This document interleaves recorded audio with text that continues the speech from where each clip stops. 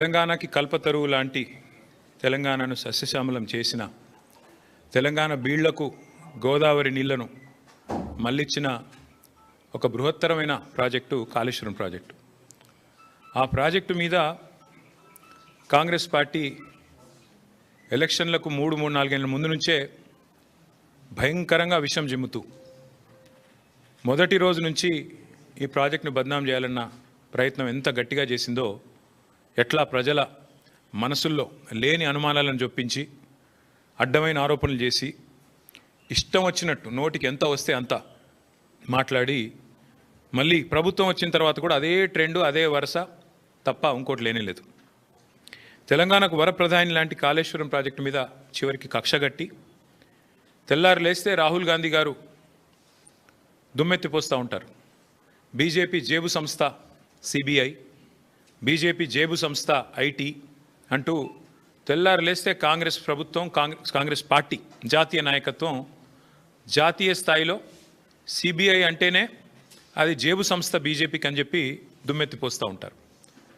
Kaleshwaram project మీద ఈ ముఖ్యమంత్రి గారికి ఎంత కక్ష అంటే, చివరికి ఏ సిబిఐనైతే రాహుల్ గాంధీ గారు అనునిత్యం తప్పుపడుతూ ద్వేషిస్తూ ఇది బీజేపీ జేబు సంస్థ అని మాట్లాడతారో, చివరికి ఆ కాళేశ్వరం ప్రాజెక్టు మీద ఇక్కడ ఏమీ లేదు, కొండను దవి ఎలక కూడా పట్టలేదు కాబట్టి 22 నెలలు మరి టైంపాస్ చేసి కోట్ల రూపాయలు తగలబెట్టి కాళేశ్వరం కమిషన్ అని పెట్టి పీసీ ఘోష్ గారి కమిషన్ వేసి కొండను దవ్వి ఎలుకను కూడా పట్టలేని పరిస్థితుల్లో మళ్ళీ కొత్తగా సిబిఐ కప్పచెప్తున్నా అని ఒక కొత్తగా నాటకానికి తెరదీసినారు.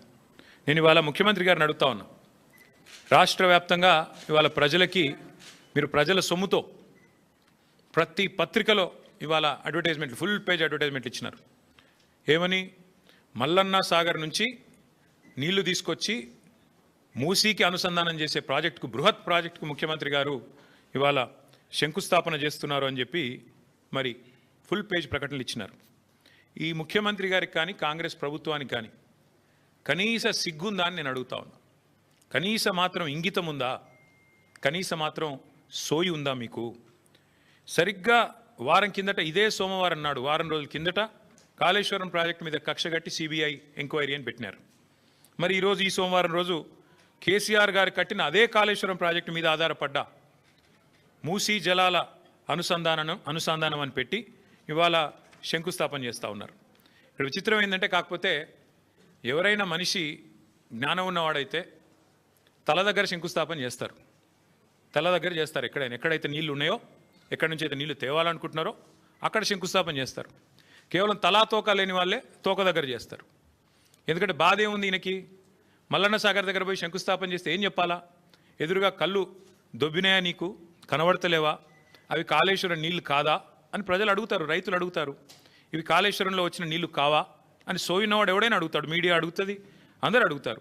సమాధానం చెప్పలేరు. ఎందుకంటే కాళేశ్వరం కొట్టుకపోయింది, కాళేశ్వరం ఇదైంది అదైంది అని దిక్కుమాలిన మాటలు మాట్లాడిందే మీరు. కాబట్టి ఏం చేయాలా? తలా తోక లేని సన్నాసులు చేసే పని ఏదైతే చేయాలో తోక దగ్గర చేస్తున్నాడు ప్రారంభోత్సవం. తల దగ్గర చేయకుండా, మల్లన్న సాగర్ దగ్గర కాకుండా తోక దగ్గర, అంటే గండిపేట దగ్గర చేసే ప్రయత్నం చేస్తూ ఉన్నారు. ఎందుకు? మీ అబద్ధాలను కప్పిపుచ్చుకోవడానికి.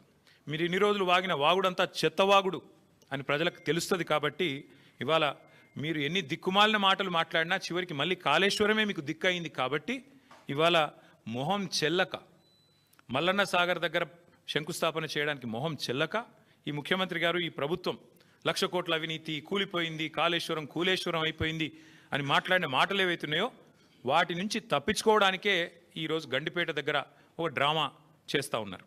అంటే ఒకటి చెప్పకనే చెప్పినట్టు మాత్రం ఈ ప్రభుత్వం అయ్యింది. ఎన్ని రోజులు కాళేశ్వరం కూలేశ్వరం అయిపోయిందని వాగిన నోళ్ళే ఇవాళ అదే కాళేశ్వరం నీళ్లు తీసుకొచ్చి హైదరాబాద్ ప్రజలకు మేము గోదావరి నీళ్ళు అందిస్తామని చెప్తున్నారు. అంటే ముఖ్యమంత్రి కానీ ఈ ప్రభుత్వం కానీ చెప్పకనే చెప్పినట్టు అయ్యింది. కాళేశ్వరం మరి తెలంగాణకు కల్పతరువు, తెలంగాణకు కామధేనువు అని మొదటి నుంచి మేమేదైతే చెప్తున్నామో అది అక్షర సత్యం అని కాంగ్రెస్ ప్రభుత్వమే ఇలా ఒప్పుకున్నట్టు అయింది. అట్లాగే ఒక నెల రోజుల కింద అనుకుంటా మా భువనగిరి యాదాద్రి జిల్లా గంధమల్ల రిజర్వాయర్కి కూడా ముఖ్యమంత్రి గారు శంకుస్థాపన చేసి భారీ సినిమా డైలాగులు కొట్టినారు. అక్కడ కూడా నేను పూర్తి చేస్తాను అని. ఎక్కడికి వస్తున్నాయి? ఎక్కడి నుంచి వస్తున్నాయి? గంధమల్లకు నీళ్లు, అదే కాళేశ్వరంలో అంతర్భాగమైన కొండపోచమ్మ సాగర్ నుంచే కదా దానికి కూడా నీళ్ళు వచ్చేది. ఇవాళ మల్లన్న సాగర్ నుంచి గండిపేటకు నీళ్లు తరలించి శంకుస్థాపనలు, ఆ రోజు కొండపోచమ్మ సాగర్ నుంచి గంధమల్లకు నీళ్లు తరలించడానికి శంకుస్థాపనలు, మరొక వైపు ఏమో కాళేశ్వరం మీద శాపనార్థాలు. ఇంతకంటే అరాచకమైన, ఇంతకంటే సిగ్గుమాలిన ప్రభుత్వం ఈ దేశంలో ఉన్నదా అని అనక తప్పడం లేదు. ముఖ్యమంత్రి గారి వైఖరి చూస్తూ ఉంటే కాళేశ్వరం నీళ్లు వాడుకుంటూ, కాళేశ్వరం ప్రాజెక్టును పూర్తి స్థాయిలో వినియోగించుకుంటూ, దానివల్ల కీర్తి కోసం ప్రయత్నం చేస్తూనే మరొక వైపు కాళేశ్వరాన్ని బద్నాం చేసే ప్రయత్నం చూస్తుంటే తల్లిపాలు దాగి రొమ్ము గుద్దడం అనే సామెత కూడా గుర్తొస్తూ ఉన్నది. నిజంగా చెప్పాలి అంటే ఇవాళ మీరు శంకుస్థాపన చేయాల్సి వస్తే మల్లన్న సాగర్ దగ్గర చేయాలి, లేదా కొండపోచమ్మ సాగర్ దగ్గర చేయాలి. కానీ గండిపేట దగ్గర చేస్తూ ఉన్నారు. గుండెకాయను వదిలిపెట్టి గండిపేట దగ్గర మీరు చేస్తున్నారంటేనే మీరు ఎంత ఇబ్బంది పడుతున్నారో ఈ విషయంలో ప్రజలకు కూడా అర్థమవుతుందని చెప్పి నేను అనుకుంటా ఉన్నా. కొందరిని కొంతకాలం మోసం చేయొచ్చు, కానీ అందరినీ ఎల్లకాలం మోసం చేయలేం. ఇప్పటికైనా రేవంత్ రెడ్డి గారు, కాంగ్రెస్ పార్టీ ఈ విషయం గమనిస్తే మంచిది. అట్లాగే ఇంకొక మాట కూడా నేను చెప్తా ఉన్నా. ఇవాళ ముఖ్యమంత్రి గారు సమాధానం చెప్పాలి కొన్ని విషయాల్లో. ఇవాళ మీరు తెస్తున్నది కాళేశ్వరం నీళ్ళ కాదా? ఇవాళ మీరు తీసుకొస్తున్నది ఇక్కడ గండిపేటకి కాళేశ్వరం జలాలా కాదా? స్పష్టంగా చెప్పాలి. ప్రతిపక్షంలో ఉన్నప్పటి నుంచి ఈరోజు దాకా కాళేశ్వరాన్ని విఫల ప్రాజెక్టుగా చిత్రీకరించే ప్రయత్నం చేసినందుకు, చేసి కూడా ఫెయిల్ అయినందుకు, దాని మీద కమిషన్లు వేసి కూడా అట్టర్ ఫ్లాప్ అయినందుకు, మళ్ళీ ఇవాళ సిబిఐ ఎంక్వైరీ పేరిట మోసం చేయబోతున్నందుకు ముందుగా ముఖ్యమంత్రి గారు ఈ రాష్ట్ర ప్రజలకు క్షమాపణ చెప్పాలని చెప్పి మేము డిమాండ్ చేస్తూ ఉన్నాం. ఎందుకంటే ఎంత అరాచకమైన, ఎంత నికృష్టమైన బుద్ధి ఉన్నవాడైనా సరే ఇంత దిగజారుడు పని చేయరు. సొంత రాష్ట్రాన్ని తులనాడే పని, ప్రజల సొమ్ముతో కట్టిన ప్రాజెక్టును విఫల ప్రాజెక్టుగా చిత్రీకరించే పని చేయరు. కానీ ముఖ్యమంత్రి గారు ఆ ప్రయత్నం చేస్తూ ఉన్నారు. అట్లాగే నేను గుర్తు చేస్తూ ఉన్నా ముఖ్యమంత్రి గారికి, మొదటి నుండి మేము చెప్తున్న మాట, కాళేశ్వరం అంటే ఒక బ్యారేజ్ కాదు, కాళేశ్వరం అంటే ఒక రిజర్వాయర్ కాదు, కాళేశ్వరం అంటే ఒక కాలువ కాదు, కాళేశ్వరం అంటే ఒక మల్లన్న సాగర్, కాళేశ్వరం అంటే ఒక కొండ పోచమ్మ సాగర్, కాళేశ్వరం అంటే ఒక రంగనాయక్ సాగర్, కాళేశ్వరం అంటే ఒక అనంతగిరి రిజర్వాయర్, కాళేశ్వరం అంటే ఒక గంధమల్ల, కాళేశ్వరం అంటే ఒక బస్వాపూర్ రిజర్వాయర్, కాళేశ్వరం అంటే ఒక రాజరాజేశ్వర సాగర్ మిడ్మానేర్, కాళేశ్వరం అంటే ఎస్ఆర్ఎస్పి పునరుజ్జీవ పథకం. మొత్తంగా కాళేశ్వరం అంటే 3 బ్యారేజీలు, 15 రిజర్వాయర్లు, 19 సబ్స్టేషన్లు, 21 పంపింగ్ స్టేషన్లు, 203 కిలోమీటర్ల సొరంగ మార్గాలు, అట్లాగే 1531 కిలోమీటర్ల గ్రావిటీ కాలువలు, 98 కిలోమీటర్ల ప్రెషర్ మెయిన్స్. కాళేశ్వరం అంటే 141 టీఎంసీల స్టోరేజ్ కెపాసిటీ, 530 మీటర్లకి నీళ్ల ఎత్తిపోతల పథకం, multi stage lift irrigation project, ప్రపంచంలోనే అతిపెద్ద లిఫ్ట్ ఇరిగేషన్ ప్రాజెక్ట్ కాళేశ్వరం. ఇది వాస్తవం. కాళేశ్వరం ద్వారా ఇప్పటిదాకా 1 కాదు 2 కాదు, ఏకంగా 240 టీఎంసీల నీటి వినియోగం జరిగింది. ఇది అక్షర సత్యం. దానివల్ల 20 లక్షల ఎకరాలకి, మనం ఏం చెప్పడం కాదు, శాసనసభలో అక్బరుద్దీన్ ఓవైసీ గారు అడిగినారు, మీరేమో కాళేశ్వరం ద్వారా 1 ఎకరానికి నీళ్ళు రాలేదని చెప్తున్నారు, మరి మీరిచ్చిన పుస్తకంలోనే 20 లక్షల ఎకరాలకు నీళ్ళు ఇచ్చినట్టుగా ఉన్నది, ఏది నమ్మాలా? మీ ప్రభుత్వానికి కనీసం కుడి చేయికి ఎడం చేయికి సయోధ్య ఉన్నదా అని స్వయంగా ఇవాళ మీ మిత్రపక్షంగా వ్యవహారం చేస్తున్న అక్బరుద్దీన్ ఓవైసీ గారు కూడా అడిగే పరిస్థితి వచ్చింది అంటే మీరు అర్థం చేసుకోండి. అట్లాగే అక్బరుద్దీన్ ఓవైసీ గారు అడిగినారు మొన్న, కాళేశ్వరం ఏదో కొట్టుకుపోయిందని మీరు అంటున్నారు, కానీ అక్కడ 12 లక్షల క్యూసెక్కుల వరద వచ్చినా నిక్షేపంలాగా ఉన్నది కదా బ్యారేజీ, మీరు అన్నట్టుగా ఏం లేదు, మీరు చెప్పేది తప్పు అనే మాట కూడా అక్బరుద్దీన్ ఓవైసీ గారు అడిగినారు. అట్లాగే ఆయన ఇంకొక మాట కూడా అడిగినాడు, 20 నెలలుగా ఎందుకు రిపేర్ చేస్తలేరు మీరు, ఎందుకు మీరు ఇన్ని రోజులు రిపేర్ చేయకుండా ఉన్నారు అనే ప్రశ్న కూడా వారు అడిగినారు. ఇంకొక మాట కూడా ఈ సందర్భంగా ఇదే అవకాశంగా నేను తెలంగాణ ప్రజలకు కూడా విజ్ఞప్తి చేస్తా ఉన్నాను. మొదటి రోజు నుంచి కాంగ్రెస్, రాహుల్ గాంధీ నుంచి మొదలు పెడితే గ్రామ స్థాయిలో ఉండే కాంగ్రెస్ కార్యకర్త దాకా ఒకటే మాట, 1,00,000 కోట్ల కుంభకోణం, 1,00,000 కోట్ల కుంభకోణం. చివరికి వాళ్ళ పిల్లనిచ్చిన మామ రేవంత్ రెడ్డి గారికి, పద్మారెడ్డి గారు, ఆయన చెప్పారు 94,000 కోట్లు ఖర్చు అయిన ప్రాజెక్టులో ఒకవైపు నీళ్లు కనబడుతుంటే 94,000 కోట్ల ఖర్చైన ప్రాజెక్టులో 1,00,000 కోట్ల కుంభకోణం ఎట్లా జరుగుతుందండి, ఇది రాజకీయ ఆరోపణ తప్ప ఇంకోటి కాదు అని పిల్లనిచ్చిన మామ కూడా నవ్వుతూ కొట్టిపాడేసినా కూడా ఇంకా ముఖ్యమంత్రి గారి బుద్ధి మాత్రం మారడం లేదు. వాస్తవం ఏంది, 94,000 కోట్లు ఖర్చు అయినాయని మీ ప్రభుత్వం కూడా చెప్తా ఉంది. బీఆర్ఎస్ ప్రభుత్వం ఉన్నప్పుడు కాళేశ్వరం ప్రాజెక్టు కోసం 93,769 కోట్లు, దాదాపుగా రౌండ్ ఆఫ్ చేస్తే 94,000 కోట్లు ఖర్చు అయినాయని మీ ప్రభుత్వం చెప్పింది. అందులో మేడిగడ్డ బ్యారేజ్ ఖర్చు ఎంత? 4,000 కోట్లు. 4,000 కోట్లలో మన హరీష్ రావు గారు వివరంగా చెప్పినారు. ఏది శాసనసభలో 4,000 కోట్లలో భూసేకరణకు ఎంత అయింది, రిటైనింగ్ వాల్స్ కన్స్ట్రక్షన్కి ఎంత అయింది, ఓన్లీ ఆ బ్యారేజ్ ఏదైతే సిమెంట్ స్ట్రక్చర్ ఉందో దానికి ఎంత అయింది లెక్క తీస్తే మరి 85 పిల్లర్లు ఉండే ఆ బ్యారేజ్ ఖర్చు అయింది 1500-2000 కోట్లు. అందులో ఎన్డీఎస్ఏ రిపోర్ట్లు కూడా ఏం చెప్పినారు, కేవలం 7th బ్లాక్ ఒక్కటి పునర్నిర్మాణం చేస్తే చాలు అని చెప్పారు.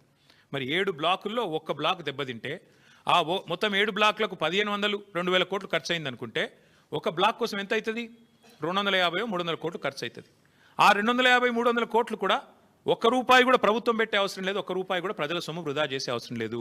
ఆ ఏజెన్సీయే నేను కడతానంటూ ముందుకు వచ్చింది. మరి ఇవాళ నేను ముఖ్యమంత్రిని రాష్ట్ర ప్రభుత్వాన్ని అడుగుతున్నా, ఎక్కడైంది వృధా ప్రజల సొమ్ము? ఆ ఏజెన్సీ మళ్ళీ తిరిగి పునర్నిర్మాణం చేస్తానంటుంటే 2 ఏళ్లుగా దాన్ని పండబెట్టింది మీరు, పడావబెట్టింది మీరు, కిందికి నీళ్ళని తీసుకుపోయి బనకచర్ల కట్టుకోవడానికి ఫెసిలిటేట్ చేస్తున్నది మీరు. ఒక్క రూపాయి ప్రజా సొమ్ము కూడా దుర్వినియోగం కాలేదు అని మొదటి నుంచి మేము చెప్తున్న మాట ఇవాళ మళ్ళొక్కసారి రుజువు అవుతా ఉంది. 94,000 కోట్లలో మిగతా అంతా బాగానే ఉంది. అన్ని రిజర్వాయర్లు బాగున్నాయి, పంప్ హౌజులు బాగున్నాయి, సబ్స్టేషన్లు బాగున్నాయి, కాలువలు బాగున్నాయి, సొరంగాలు బాగున్నాయి, అన్నీ బాగానే ఉన్నాయి, అన్నీ నడుస్తున్నాయి. వాళ్ళ నీళ్లు పరవలు దుంకుతున్నాయి.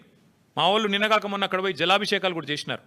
ఇవన్నీ ఇట్లా ఉంటే 94,000 కోట్లలో 250 కోట్లు మళ్ళీ నష్టం జరిగితే దాన్ని ఆ ఏజెన్సీయే పెట్టుకుంటానని ముందుకొస్తే ఇవాళ 1,00,000 కోట్ల కుంభకోణం అని అబద్ధాలు ప్రచారం చేసినందుకు ముఖ్యమంత్రి రేవంత్ రెడ్డి గారు, కాంగ్రెస్ పార్టీ ముక్కు నేలకు రాసి ఈ రాష్ట్ర ప్రజలకు క్షమాపణ చెప్పాలి. ఒకవైపు గోదావరి నీళ్లను వాడుకుంటూ, ఒకవైపు గోదావరి నీళ్లను కాళేశ్వరం ద్వారా వచ్చిన నీళ్లను ఇవాళ హైదరాబాద్లో మూసీకి అనుసంధానం చేస్తున్నామని చెబుతూ మరొక వైపు ఈ రకంగా చిల్లర ప్రచారం చేస్తున్నందుకు, ఆ కాళేశ్వరాన్ని కేసీఆర్ గారిని బదనాం చేస్తున్నందుకు ముక్కు నేలకు రాసి క్షమాపణ చెప్పాలి అని మేము డిమాండ్ చేస్తూ ఉన్నాం. దీని వెనకాల ఇంకొక ముఖ్యమైన కుంభకోణం కూడా ఉంది. ఇదేదో కొత్త ప్రాజెక్ట్ కాదు. This paper is from 18th May 2023, 18 మే 2023. ఇందులో ఏం రాసిందండి, భాగ్యనగరంలో గలగల గోదావరి. ఇది దేని మీద బేస్ చేసుకొని రాసినారు? 17 మే 2023 నాడు కేబినెట్ సమావేశం జరిగింది పెద్దలు కేసీఆర్ గారి నాయకత్వంలో, ఆయన ముఖ్యమంత్రిగా. 17 మే 2023 అందులో ఏ నిర్ణయం తీసుకున్నారు? భాగ్యనగరానికి, ఆ రోజు మూసీ ప్రాజెక్టు చైర్మన్గా పెద్దలు సుధీర్ రెడ్డి గారు, ఎల్బీ నగర్ ఎమ్మెల్యే గారు ఉన్నారు. ఆ రోజు ఏ నిర్ణయం తీసుకున్నామంటే కేవలం 1100 కోట్ల ఖర్చుతో, కేవలం 1100 కోట్ల ఖర్చుతో కాళేశ్వరం ప్రాజెక్టులో ఉన్న కొండపోచమ్మ సాగర్. ఇక్కడ ఒక విషయం మిత్రులందరికీ మీకు అర్థం కావాలి. కేసీఆర్ గారు కాళేశ్వరాన్ని ఎట్లా డిజైన్ చేశారంటే హైదరాబాద్ నెత్తిన, ఎందుకంటే హైదరాబాద్ మహానగరం భారతదేశంలో అల్టిమేట్గా 2వ అతిపెద్ద నగరంగా మారబోతుంది, తప్పకుండా మారుతుంది. ఈరోజు జనాభా 1,20,00,000 కావచ్చు, భవిష్యత్తులో 3 కోట్లకు పెరుగుతుంది. అందుకే కేసీఆర్ గారు కాళేశ్వరం డిజైన్ చేసినప్పుడే రోజుకు 3 TMCల నీళ్ళు ఎత్తిపోస్తే భవిష్యత్తులో మనకు 1 TMC నీళ్లు హైదరాబాద్కే అవసరం పడుతుంది. 3 కోట్ల జనాభా పెరిగిన తర్వాత మళ్ళీ కొత్తగా నీళ్ల కోసం ఇవాళ చెన్నైలోనో లాటూరులోనో ఎట్లయితే రైళ్లలో ట్యాంకర్లు పెట్టి తెచ్చుకుంటున్నారో ఆ అవస్థ మన భవిష్యత్ తరాలకు ఉండొద్దన్న ఉద్దేశంతో చాలా ముందు చూపుతో 3 TMCల నీళ్లను మేడిగడ్డ నుంచి ఎత్తిపోసి ఇక్కడికి తీసుకొచ్చి మెడ్మానేర్ నుంచి ఆడికెళ్ళి పైకి తీసుకురావాలని ఒక ఆలోచన చేసినారు. అందులో భాగంగానే ఆనాటి మా ప్రభుత్వం తీసుకున్న నిర్ణయం ఏంటి అంటే కొండపోచమ్మ సాగర్ 618 మీటర్ల పైన ఉంటుంది సముద్ర మట్టానికి. మల్లన్న సాగర్ 560 మీటర్లు, 557 మీటర్ల మీద ఉంటుంది. మన గండిపేట 540 మీటర్ల మీద ఉంటుంది. అంటే కొండపోచమ్మ నుంచి నీళ్ళు తీసుకుంటే 618 మీటర్లకు వెళ్ళి 540 మీటర్లకు తీసుకుంటే గ్రావిటీ ద్వారానే నీళ్ళు తెచ్చుకోవచ్చు పూర్తి స్థాయిలో. అంటే 618 మీటర్లకి నీళ్లు వస్తే కిందికి పోతాయి కదా, పడవ దిక్కు నీళ్ళు పల్లం దిక్కు పోతాయి కదా, అట్లా మనం తెచ్చుకోవచ్చు అనేది ఆ రోజు మా ప్రణాళిక. దానిలో భాగంగా ఏం చేసినాము, అదే సమావేశంలో 111 జీవో ఎత్తివేస్తూ ఆ రోజు తీసుకున్న నిర్ణయం ఏంటి అంటే నేను చదివి వినిపిస్తాను మీకు. కాళేశ్వరం ప్రాజెక్టులో భాగంగా 15 TMCల సామర్థ్యంతో నిర్మించిన కొండపోచమ్మ సాగర్ నుంచి సాగునీటి కోసం సంగారెడ్డి కాలువ నిర్మిస్తున్నారు. ఈ గ్రావిటీ కాలువ 27వ కిలోమీటర్ దగ్గర హిమాయత్ సాగర్, ఉస్మాన్ సాగర్కు కాళేశ్వర జలాల్ని మళ్లించి ఏర్పాటు చేశారు. సంగారెడ్డి కాలువ గరిష్ట వరద ప్రవాహ సామర్థ్యం 5,054 క్యూసెక్కులు కాగా ఇందులో సాగునీటికి 4,354 క్యూసెక్కులు కేటాయించారు. మిగతా 700 క్యూసెక్కులను జంట జలాశయాలకు తరలించి మూసీ ప్రక్షాళనకు కేటాయించారు. సంగారెడ్డి కాలువ 27వ కిలోమీటర్ నుంచి మళ్లించే కాళేశ్వర జలాలని సమీపంలో ఉన్న రావల్కోల్ చెరువుకు తరలిస్తారు. అక్కడి నుంచి కాలువ ద్వారా లేదా పైప్ లైన్ ద్వారా ముత్తంగి ప్రాంతం మీదుగా గండిపేట జలాశయానికి తరలిస్తారు. గండిపేట నుంచి జలాలు హిమాయత్ సాగర్కు వస్తాయి. అక్కడి నుంచి ఏడాది పొడవునా జంట జలాశయాలు కాళేశ్వరం జలాలతో నిండుగా ప్రవహించనున్నాయి. దీంతో పాటు ఇంకొక ముఖ్యమైన మాట, హుస్సేన్ సాగరు హైదరాబాద్ నడిబొడ్డున ఉంటుంది. హుస్సేన్ సాగర్ని కూడా ఎప్పటి నుంచో నడుస్తున్నాయి ప్రణాళికలు క్లీన్ చేయాలని. మేము ఆ రోజు ప్లాన్ చేసింది ఏంటంటే జంట జలాశయాల నుంచి అంటే గండిపేట నుంచి బుల్కాపూర్ నాలా ద్వారా మనం హుస్సేన్ సాగర్ కూడా ఆ రోజే ప్లాన్ చేసినాం. హుస్సేన్ సాగర్ కూడా గోదావరి జిల్లా తీసుకొచ్చి బుల్కాపూర్ నాలా ద్వారా అంటే గండిపేట నుంచి బుల్కాపూర్ నాలాలో ఒక పాయ వదిలిపెడితే గోదావరి నీళ్లు దాని నుంచి స్ట్రైట్గా హుస్సేన్ సాగర్ కూడా వస్తాయి. తద్వారా మొత్తం ఇటు హుస్సేన్ సాగర్ అటు 2 జంట జలాశయాలు కూడా పూర్తిగా సమృద్ధిగా ఉంటాయనేది మన agenda. This is from 17th May 2023 cabinet in KCR government. కేవలం 1100 కోట్ల రూపాయలతోనే ఈ పని చేయవచ్చు. ఇవాళ ముఖ్యమంత్రి ఏం చేస్తున్నారు, ఈ ప్రభుత్వం ఏం చేస్తున్నది? ఇవాళ మీరు పేపర్ యాడ్ చూడండి. కొండపోచమ్మ దగ్గర మేం సోర్స్ పెడితే దాన్ని కట్ చేసినారు, తీసేసినారు. కారణం లోగుట్టు పెరుమాళ్ళకెరక అని వారికే తెలియాలి, మాకు తెలియదు. 1100 కోట్లతో అయిపోయే ప్రాజెక్టును ఇవాళ 7380 కోట్లు 90 కోట్లు అంటే దాదాపు 7 రెట్లు పెంచేసినారు. ఎవరి కోసం, ఎందుకోసం చెప్పరు, సమాధానం రాదు. ఎందుకు? స్పష్టంగా మీరు కొండపోచమ్మ సాగర్ నుంచి గ్రావిటీ ద్వారా నీళ్లు తీసుకునే అవకాశం ఉన్నప్పుడు ఎందుకు పెంచుతున్నారు? ఏ కారణం చేత పెంచారు? మల్లన్న సాగర్ ఎందుకు మార్చారు సోర్సు? ఏం అవసరం వచ్చింది? ప్రభుత్వం సమాధానం చెప్పాలని మేము డిమాండ్ చేస్తున్నాం. మొన్న మీరు ఉత్తమ్ కుమార్ రెడ్డి గారి మాటలు విన్నారు శాసనసభలో. 35,000 కోట్లతో అయిపోయే ప్రాణహిత చెవులను పక్కన పెట్టి మీరు 87,000 కోట్లు చేసినారు దీన్ని అని మాట్లాడినారు ఉత్తమ్ కుమార్ రెడ్డి గారు. నేను అడుగుతా ఉన్నా ఈ ప్రభుత్వాన్ని, అసలు మీకు సోయి ఉందా, అవగాహన ఉందా? నేను అడుగుతా ఉన్నా. ఎందుకంటే మనందరికీ తెలుసు కాళేశ్వరం ప్రాజెక్టులో ఏమేమి పెట్టినాము. కాళేశ్వరం ప్రాజెక్టులో మీరు ప్రాణహితాలో ఎన్నడూ కూడా స్టోరేజ్ పెట్టలేదు. 14 TMCల స్టోరేజ్ పెట్టినారు మీరు. అదే మేము 141 TMCల సామర్థ్యంతో 15 రిజర్వాయర్లు నిర్మాణం చేశాం. దానివల్ల సహజంగా ఖర్చు పెరగదా? రిజర్వాయర్లు కట్టాలా, ల్యాండ్ ఎక్విజిషన్ చేయాలా, పెరుగుతుంది. ఇంకోటి మీరు ప్రాణహిత చేవెళ్ళ డిజైన్ చేసింది 2006-07లో, మేము మొదలుపెట్టింది 15-16లో. మరి అప్పటికి ఇప్పటికి 8 ఏళ్ల తర్వాత స్టీల్ ఖర్చు పెరుగుతుంది, సిమెంట్ ఖర్చు పెరుగుతుంది, అన్ని ఖర్చులు పెరుగుతాయి కదా. రిజర్వాయర్ల సామర్థ్యం పెరిగింది, GST వచ్చింది, ఇంకా చాలా వచ్చినాయి. వాటన్నిటి తర్వాత అది పెరిగితేనేమో ఇది 2 రెట్లు 2.5 రెట్లు పెరిగితే అదేదో ఘోరం జరిగిపోయింది, అదేదో పెద్ద స్కామ్ అన్నారు. ఇవాళ నేను అడుగుతున్నా, 7 రెట్లు ఎట్లా పెరిగింది కాస్టు? 1100 కోట్ల ప్రాజెక్టు 7,400 కోట్ల ప్రాజెక్టు ఎట్లా అయ్యింది? ఇది స్కామ్ కాదా? నేను ఇవాళ స్పష్టంగా చెప్తున్నా, మీడియా మిత్రులు దయచేసి మీరు పరిశోధించండి. వాస్తవం ఏంటి అంటే 150,000 కోట్ల మూసి బ్యూటిఫికేషన్ అని చెప్పి ముఖ్యమంత్రి గారు ప్రకటించగానే మేము అడ్డుపడ్డాం. హైదరాబాద్ ప్రజలు అడ్డుపడ్డారు, నిలదీసినారు. 16,000 కోట్లతో అయిపోయే ప్రాజెక్ట్ని 150,000 కోట్లు ఎట్లా అవుతాయి అని మేము నిలదీస్తే ఇవాళ కొత్త స్టైల్ ఎత్తుకున్నారు. ఇన్నోవేటివ్ థింకింగ్ కదా. ఇన్నోవేటివ్ థింకింగ్లో భాగంగా ఏం చేసినారంటే స్కామ్ని కూడా ఇన్స్టాల్మెంట్లలో చేస్తున్నారు. 150,000 కోట్లు ఒకటేసారి టెండర్లు పిలిస్తే ఎందుకు ఇంత అయింది అంటే జవాబు లేదు. అందుకే విడతల వారి దోపిడీ. మొదలు 1100 7,700 చేయాలి, ఆ తర్వాత ఇంకోటి 5 రూపాయలు ఉన్నదాన్ని 40 రూపాయలు చేయాలి, పెంచుకుంటూ ఆఖరికి మొత్తం స్కామ్ మళ్ళీ 150 కోట్ల కాడికి తేవాలి. ఇది వీళ్ళ ఎత్తుగడ. నేను మళ్ళీ చెప్తా ఉన్నా, May 17, 2023 నాడు 1100 కోట్లతో కొండపోచమ్మ సాగర్ నుంచి గోదావరి నీళ్ళని తీసుకొచ్చి బ్రహ్మాండంగా రావల్కోల్ చెరువులో పోసి రావల్కోల్ చెరువు నుంచి గండిపేటకు నీళ్ళు తీసుకొచ్చే మార్గం గ్రావిటీ ద్వారా ఉంటే ఇవాళ మీరు 3 WTPలు ఎందుకు కడుతున్నారు? 5 పంప్ హౌస్లు ఎందుకు పెడుతున్నారు? ఎవరి లాభం కోసం పెడుతున్నారు అని ముఖ్యమంత్రి గారు నేను అడుగుతా ఉన్నా. ఇవాళ ఎట్లా పెరిగింది?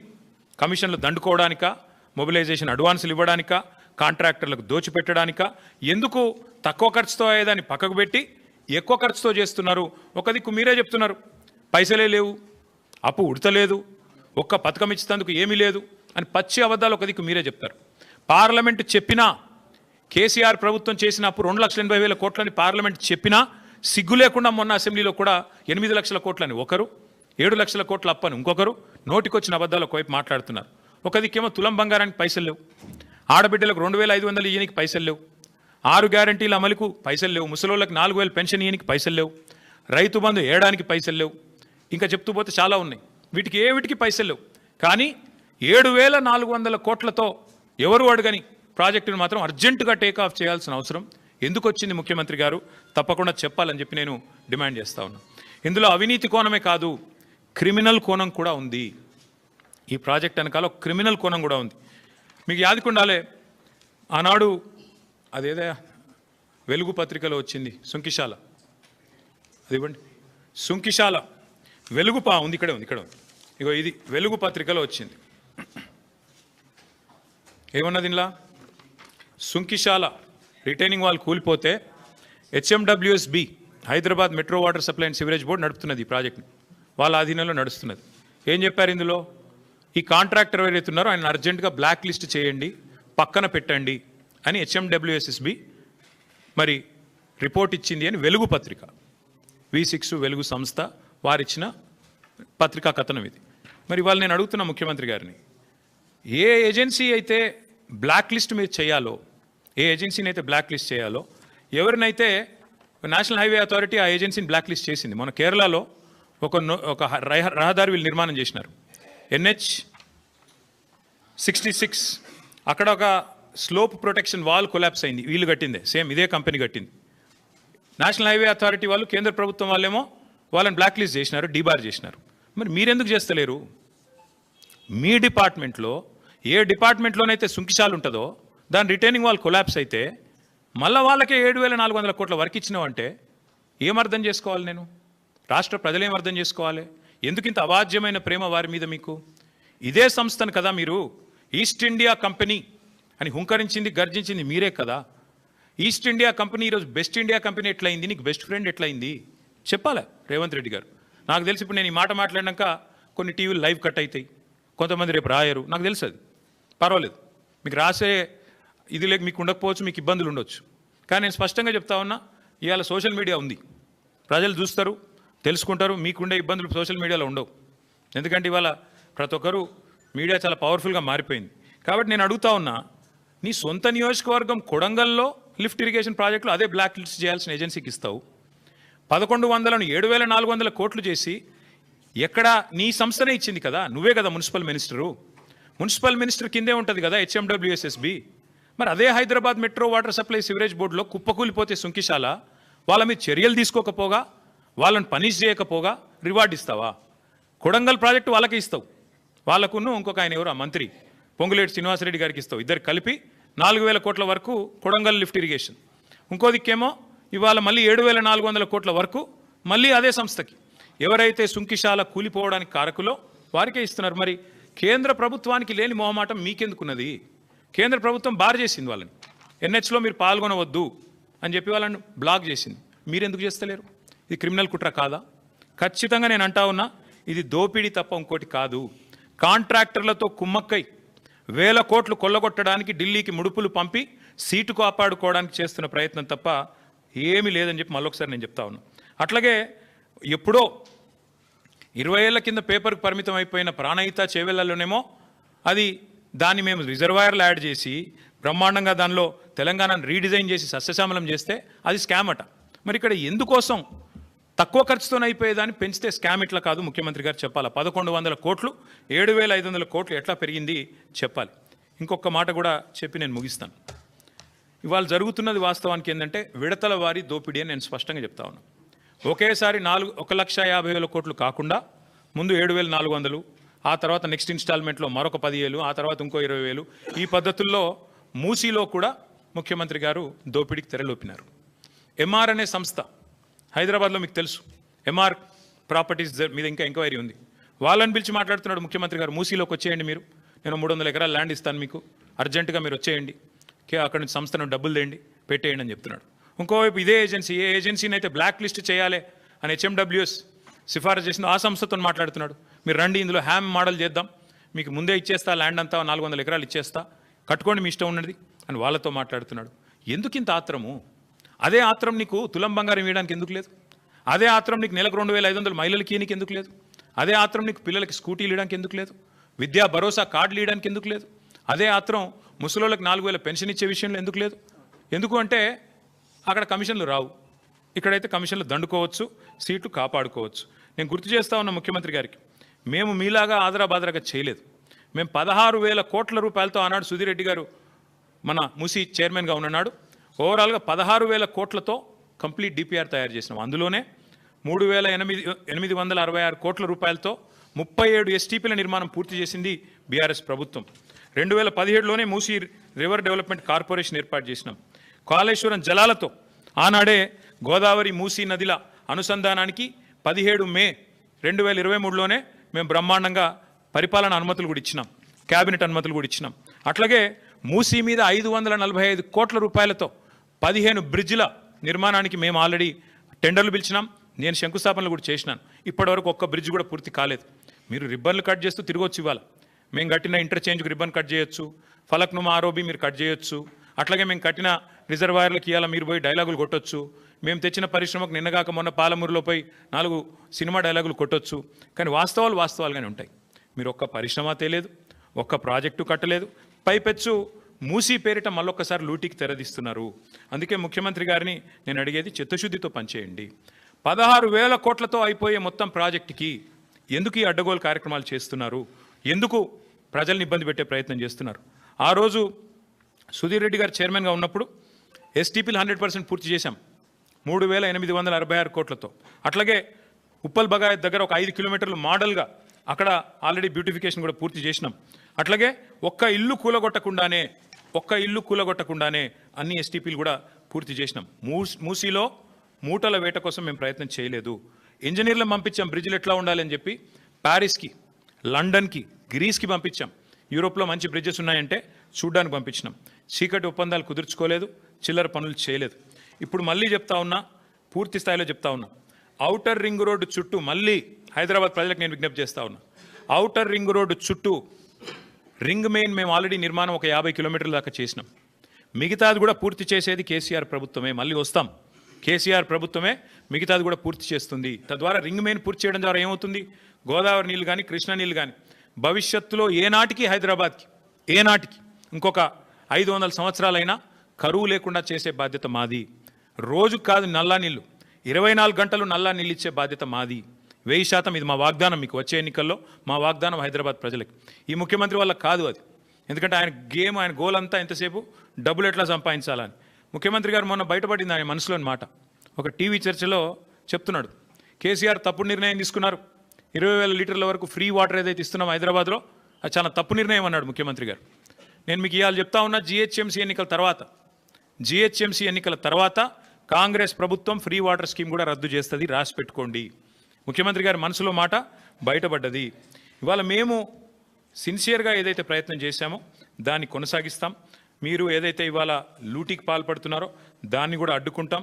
ఎందుకంటే తప్పకుండా మేము బీజేపీని కూడా అడుగుతున్నాం.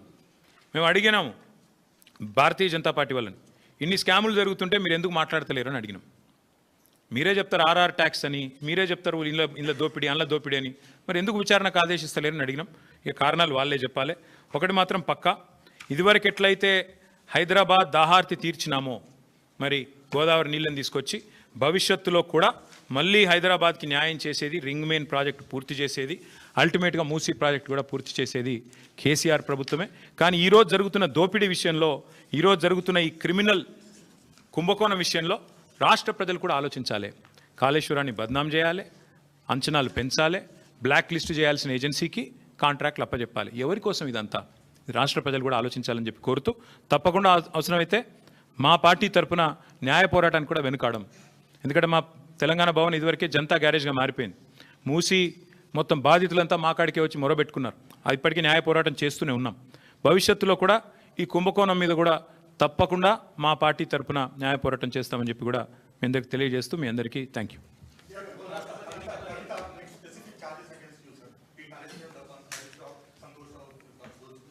See Rahul, I'll tell you one thing.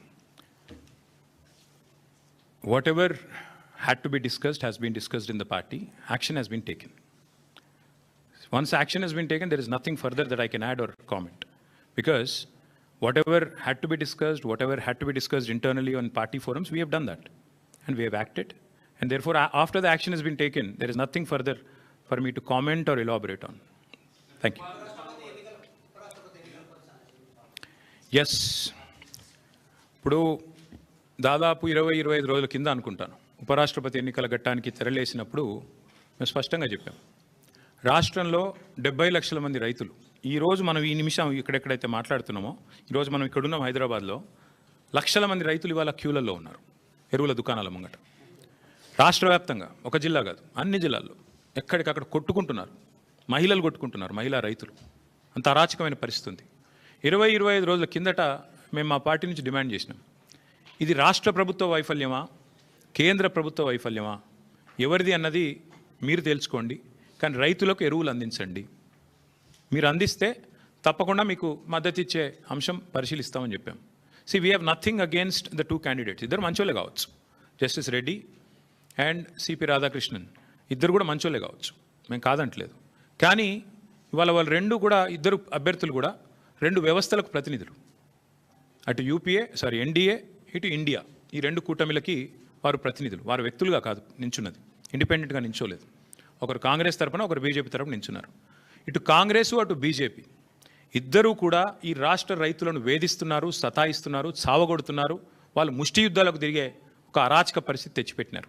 25 రోజుల కింద మేము హెచ్చరించినా, అప్రమత్తం చేసినా ఇంతవరకు కేంద్ర ప్రభుత్వం స్పందించలేదు, రాష్ట్ర ప్రభుత్వం స్పందించలేదు. అందుకే 70 లక్షల మంది తెలంగాణ రైతన్నల తరపున మేము నిర్ణయం తీసుకున్నాం.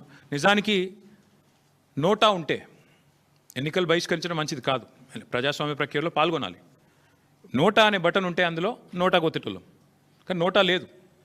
అటో ఇటో ఏదో రెండిట్లో ఏదో ఒకటి చేయాల్సిన పరిస్థితి ఉంది. అందుకే ఈ ఎన్నికలు మేము we're abstaining, we're not going to participate as a party. నిన్నగాక మొన్న 2 రోజుల కిందట మా రాజ్యసభ ఫ్లోర్ లీడర్ సురేష్ రెడ్డి గారిని, అదేవిధంగా అందుబాటులో ఉన్న రాజ్యసభ సభ్యుల్ని పెద్దలు కేసీఆర్ గారు లంచ్కి పిలిచారు. మీటింగ్ కూడా అయింది, చర్చ కూడా జరిగింది ఏం చేద్దామని.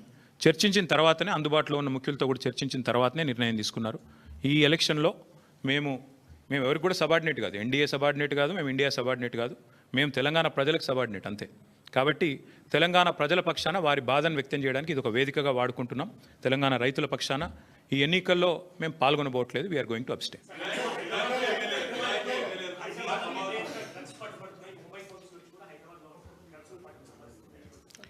తెల్లారు లేస్తే బిల్డప్లు, ఒకటి ఈగల్ అని, ఇంకోటి హైడ్రా అని, నేను 18 గంటలు పనిచేస్తా అని, నేనే హోంమంత్రిత్వ శాఖ కావాలని నా దగ్గర పెట్టుకున్నా అని.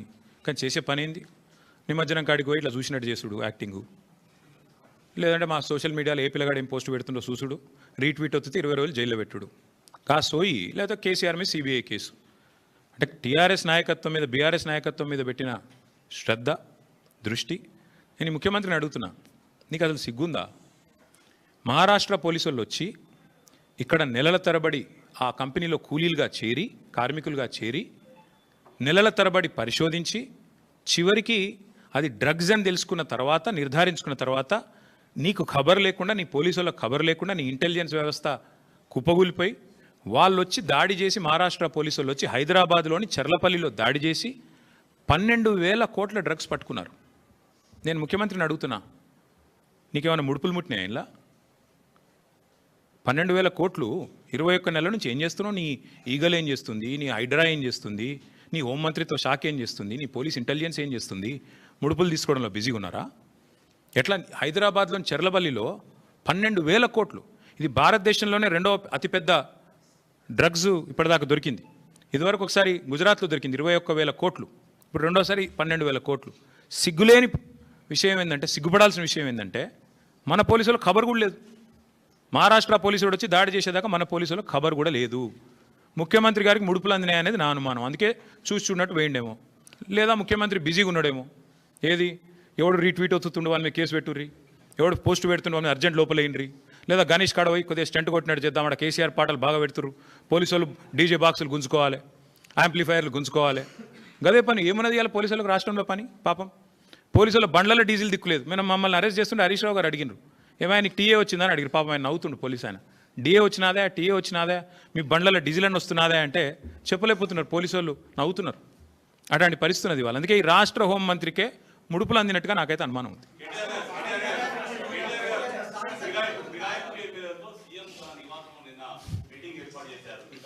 మీరు ఇన్ని బాంబులు ఒకేసారి ఆడితే ఎట్లా? అయితే బ్రదర్ సింపుల్, ఇందులో ఏం చర్చ చేయాల్సిన అంశం కూడా ఏం లేదు. వాస్తవం ఏంటంటే already the PCC president has turned approver. PCC president తన నేర ఆరోపణను, అభియోగాన్ని ఒప్పుకున్నాడు ఆల్రెడీ బహిరంగంగా. ఓ టీవీ చర్చలో పీసీసీ ప్రెసిడెంట్ గారిని అడిగినారు, ఏమండి ఎమ్మెల్యేలు చేరినారు అంటే, అవును చేరినారు మా కాంగ్రెస్ పార్టీలో అని చెప్పిండు. ఇక నేరాంగీకారం జరిగిన తర్వాత విచారణ ఎందుకు? ఇంకా చేసేదేముంది? PCC president has turned approver. One of the MLAs also has turned approver. Kadiyam Srihari చెప్పిండు ఓపెన్గా, నేను కాంగ్రెస్ పార్టీలో చేరినా. మొన్ననే చెప్పిండు. తెచ్చుకోండి, బైట్స్ ఉన్నాయి కదా. స్పష్టంగా అప్రూవర్గా మారిపోయిన తర్వాత పీసీసీ అధ్యక్షుడు, కాంగ్రెస్ పార్టీ అధ్యక్షుడు, ఇంకా విచారణ ఏముంది, ఇంకోటి ఏముంది చేయనికే? అలా మళ్ళీ ముఖ్యమంత్రి గారు సమావేశం పెట్టుడు ఏముంది? అసలు నాకు అర్థం కాదు. ఏం సందేశం ఇస్తున్నారు? తెల్లారలేస్తే కాన్స్టిట్యూషన్ బుక్ పట్టుకొని తిరుగుతారు. ఇక్కడ మీ పీసీసీ ప్రెసిడెంట్ అప్రూవర్ అయిపోయిండు, మీ ఫిరాయించిన ఎమ్మెల్యేలు అప్రూవర్లు అయిపోయినరు. కొత్తగా ఏముంది పరిశోధించి విచారించి సాధించేది? ఏం లేదు కదా. ఐ థింక్ ఇక విల్ స్టాప్ హియర్. ఇక మిగతా విషయాలు 100 ఉన్నాయి, మళ్ళీ మాట్లాడుకుందాం. కాకపోతే ఈ మూసీ కుంభకోణం దయచేసి అది చూడండి కొద్దిగా. మీరు రేపు రాస్తారో రాయరో మరి ఎవరేందో కూడా ప్రజలు చూస్తారు. ఎవరు రాస్తారో ఎవరు రాయరో కూడా ప్రజలు చూస్తారు. ఎవరికి ఏం ఒత్తిళ్ళు ఉన్నాయో, ఏ సంస్థలకు అడ్వర్టైజ్మెంట్ల వల్ల మీరు పడుతున్న ఇబ్బందులు ఏంది, ఎవరికి తొత్తులుగా ఉన్నారు, ఇవన్నీ కూడా తెలుస్తాయి ప్రజలకు. రాష్ట్రాల సంగతి, రాయనుల సంగతి కూడా ప్రజలు ఆలోచించాలని నేను కోరుతా ఉన్నాను. ఎందుకంటే ఇంత వివరంగా చెప్పినాక ఇన్వెస్టిగేటివ్ జర్నలిస్టులు, మా సోదరులు రాస్తారా రాయరా, మీ యాజమాన్యాలు ఒప్పుకుంటాయా ఒప్పుకోకపోవా, మీరు రాసిన ఇవన్నీ కూడా ప్రజలు గమనిస్తారు. ఎవరు ఎటువైపు ఉన్నారో కూడా ప్రజలు చూస్తారు. Thank you.